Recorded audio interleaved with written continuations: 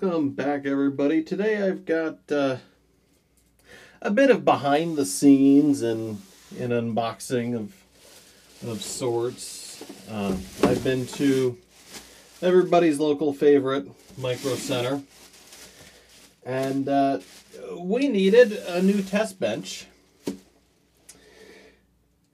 for Gen 4 PCIe devices. So what I went ahead and picked up is a Z590 Pro 4 and a Core i5-11600K. These are actually going to be going on that MF700 master frame test bench that we unboxed and did our first look at a couple of weeks ago. And I mean, there's not much to unbox in the Core i5. It should just be the CPU. I don't even think it comes with a heatsink. The Z590M Pro 4 we'll take a little bit more in-depth look at. Let's go ahead and just double check. I fully anticipate this to be the CPU and nothing else. And lo and behold, one CPU, one booklet, and a whole lot of nothing. Not even a tube of thermal paste. To answer the question, while I'm doing this, why an 11600K? Well, for one, this was the best value bundle Micro Center had for our target application. For two, it's not that I didn't consider a Ryzen platform, and there were actually some cheaper Ryzen boards and CPUs, but I would have needed a graphics card. Intel 11th Gen Rocket Lake has a built-in IGP, and although it's not necessarily the best one in the world, for a test bench that's going to mostly be SSDs, hopefully the graphics card shortage ends eventually and I can start getting other exciting things in. But for now, it needs enough display output for me to work at it, or work with it, and that's really the end of it. So we've got a Z590 Pro and Pro 4. Once again, I would have preferred ATX. Honestly, there wasn't any additional value in spending the money on an ATX board for what we're doing here. So we get a CD, and it looks like there's a sticker here. Fancy little ASrock case badge. Not sure why you'd put that in with the CD, where what feels like a metal case badge has the potential to scratch the foil backing on the disc. Then again, although I have, 4 DVD drives sitting behind me, most people don't have one at all.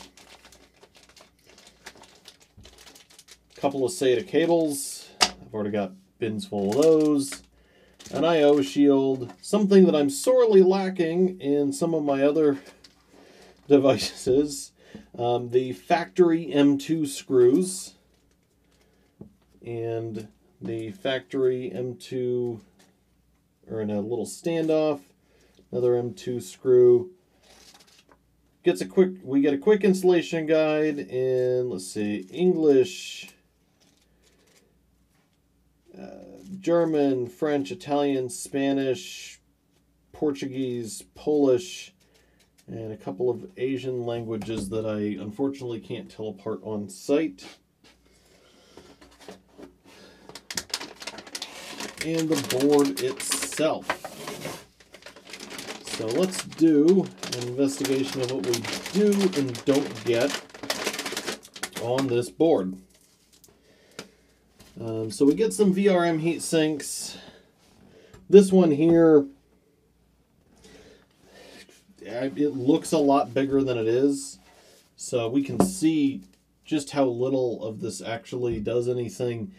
By the time you've gotten from here to about here, I don't think this heatsink is doing anything more than being aesthetic. But such is life. LGA 1200 socket, 4 DDR4 channels. We are going to be using our Mushkin Redline PC4 4000 modules with that. That will give us 16 gigs of available memory. We have an M2 armor slot, M2 Wi-Fi. I might actually go grab a Wi-Fi adapter for that. And then a M2 Ultra, which I think is only 3.0 and is actually attached to the chipset, which further slows it down. Storage. 4 SATA devices. 1 Hyper M2 socket. M2.1 supports M2 type. 2260 and 2280. I don't know who's making 2260 drives that they did that, but okay. Gen 4x4.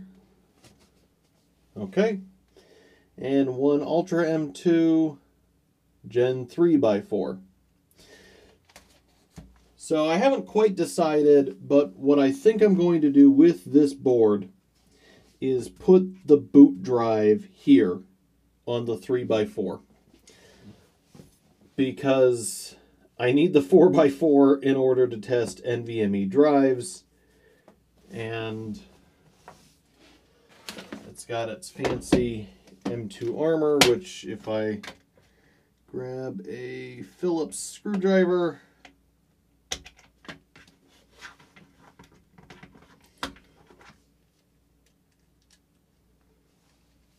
and pop it off, we'll see is just a typical heat sink.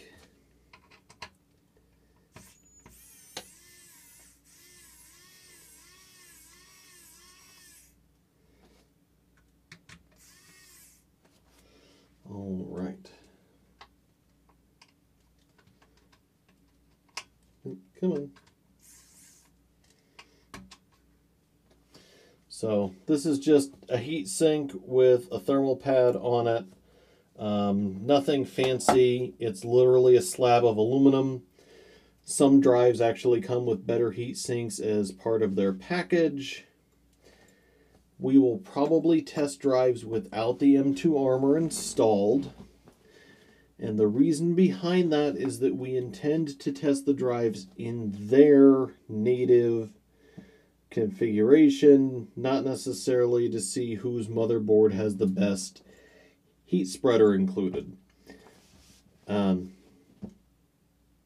That's how we test them now. That's how we'll probably continue testing them. So, with that out of the way, let's go ahead and take a look at other features that we get.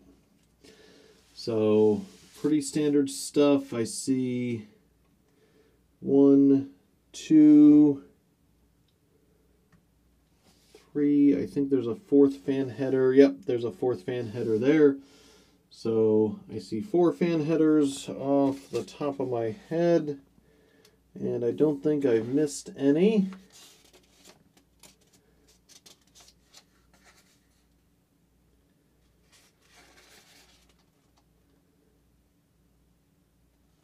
Four chassis water pump fan connectors.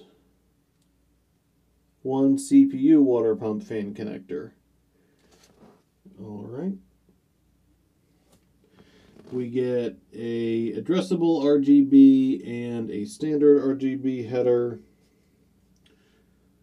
So that's going to be 5 and 12 volt. One's addressable, one's not. Oh, and we get a second pair of RGB fan headers down here. Maybe we'll get some RGB fans in to test at some point. Anything else surprising? USB 3, USB-C, pair of USB 2.0 headers. These are actually more important than they seem. So I mentioned when I did the build for our video editing system that I was using an internal USB 2.0 port for that internal LCD.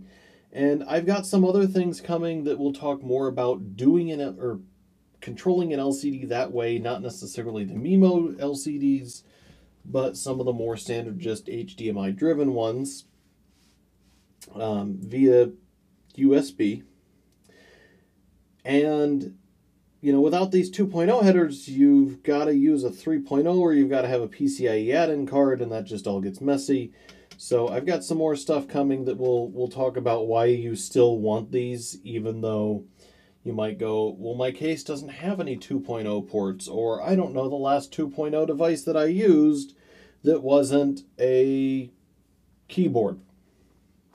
So those are still important to have. 4 SATAs is kind of a bummer. There's clearly room. They could have included an additional 2 SATAs, which I think the Z590 supports. Obviously, it's a micro ATX board. I would hope that the full-size ATX has a full 6 ports on it. What else do we have? There's our BIOS chip. Back panel connector is pretty basic. This is one of the cheaper Z-series boards, so we get 2 USB 2 and a PS2. I actually like that that's there. I've got a Model M here in the studio, and I've used to use one on my desk. Right now I have a keyboard I'm reviewing in there. HDMI display port, 4 USB 3. I think 2 of those are 10 gig. And then gigabit Ethernet provided by Intel, as well as our audio connectors. Let's just double check. 2 USB 3.2 Gen 2 ports, 2 USB 3.2 Gen 1 ports, and 1 RJ45 LAN. Yep, okay. So I mentioned that was Intel LAN. Now, this isn't one of the 2.5G base T boards, which is available on a lot of the Z590s. So this isn't necessarily the best LAN option available. However, it has been my experience that the Intel LAN tends to be a bit more reliable and stable than, say, Realtek. So I'm willing to take a slower LAN chip some days to have good, solid gigabit Ethernet than flaky 2.5G base T provided by Realtek. Alright, so I mentioned this was a basic Z590. You're not going to do world record overclocking on the Z590M Pro 4. And honestly, we're not going to overclock ours at all. We got the 11600K to guarantee that if we get DDR4 in to look at that is beyond the JDEC spec that's supported by the 11600 or the 11400, that we can run at its specs. But we didn't get it so that I can push this to some absurd frequency on liquid nitrogen. Now, you know, I said this isn't the most fancy one. What's missing? Well, there's no Thunderbolt on the back panel. I have Thunderbolt available. There is a Thunderbolt header here, so I can install a PCIe card and use Thunderbolt, which I may get down the road, because I would love to use the same platform for USB-C and Thunderbolt testing, as well as traditional USB 3 10 gig and graphics and SSDs. I'd love to have one platform do all of that. For the time being, all of our Thunderbolt testing will remain on the ThinkPad P50, as well as USB-C testing, since I don't have a front panel to external adapter today. I can get one. Those aren't particularly expensive. The audio package is fairly basic. There is room, and I think this board is shared with a higher-end audio codec. This particular unit only came with the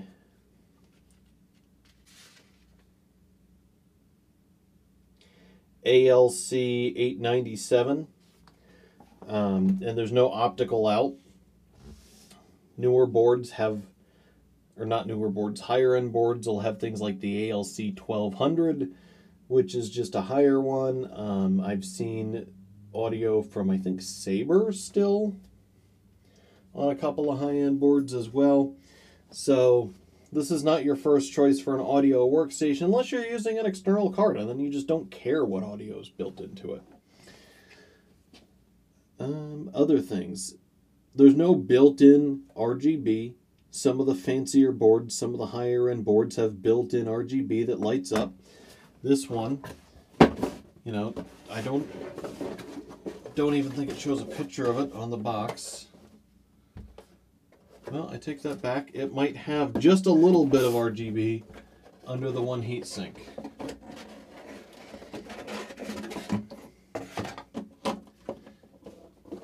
So it shows that this should light up, but that's about it.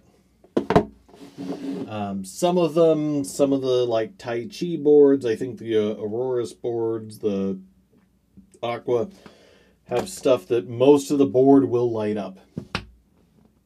Personally, I don't really care. I don't care if it lights up. There's no Q code, which I think is an ASUS term, but there's no diagnostic There's no diagnostic 7-segment display that tells you a specific code if there's a BIOS failure. I think this is going to beep if I see a PC speaker somewhere.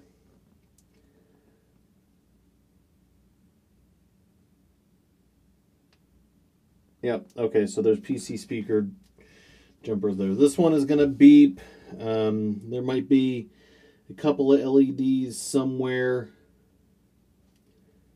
on the board that will light up under very specific failure modes, but it's not got a full diagnostic array like you would expect. Oh yeah, so it's got this here which just says VGA boot DRAM CPU. That's the diagnostics on board.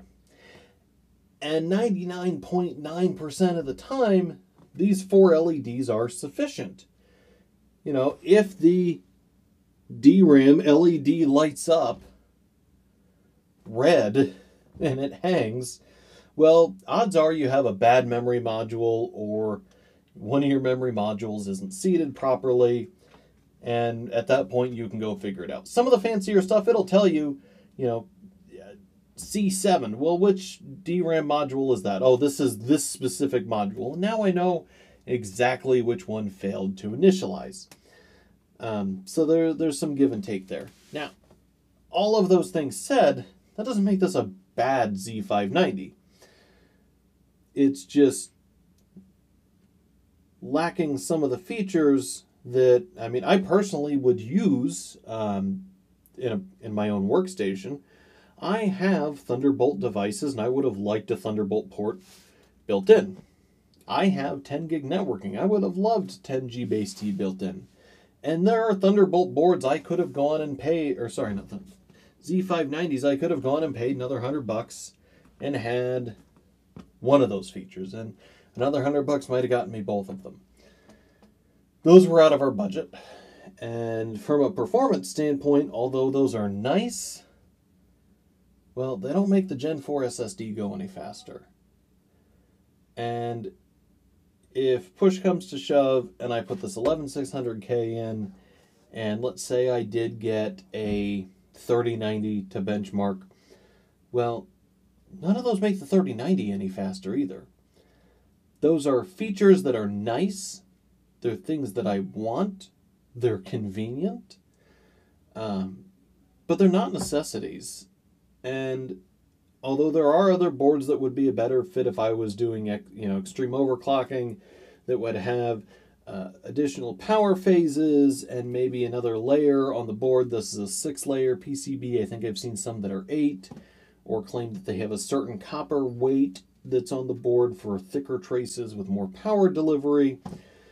well, as long as this runs the 11600K at stock speeds, which I have no doubt that it will, once again, none of that really would have mattered. So that's a long-winded way of saying that, yes, there are better Z590s. And, feel free in the comments to ask, why didn't you get this one? Why didn't you spend the money on that one? But I hope that I've answered most of those questions really with the answer of none of that makes a difference for what I'm doing here today. And although there are certainly features that I would have liked to have had, I simply could not justify the cost of those for a system that, quite frankly, is going to sit here in my studio unused 90% of its lifetime. I mean, I love making videos for you guys, and I spend time doing it almost every single day, but the number of times I'm going to take this out, put it on the bench, and run things through it is, if I had something to do every day, an hour, 2 hours a day where I was directly interacting with it, and the number of times those features would matter would be the number of times that I had a Thunderbolt device to benchmark. That is actually the single feature that I would say, if that was available for another $50, I would have gotten it, because I do have Thunderbolt devices that we've reviewed, but since I do have my P50, well, the cost for that, eventually I hopefully will get the Thunderbolt add-in card and use this bottom X16 slot, which I can see is only wired as an X4, to add Thunderbolt to the system. But that's it. That's really it. So, anyway, that's our quick tour. That's some of the pros and cons. You'll probably never see this M2 Armor Heat Sink again. It'll live in a drawer. There's nothing wrong with it. And if this was a permanent install, I certainly would use it. But for what this is going to do, it doesn't make any sense. It's a shame there's no mounting for it on the other M2 heat sink or M2 slot, because if I could use it where the permanent drive is going to live, well, maybe I would. And maybe I can. Maybe I can just take it and put it like that and just let it overhang a little with one screw. So maybe we'll see it again.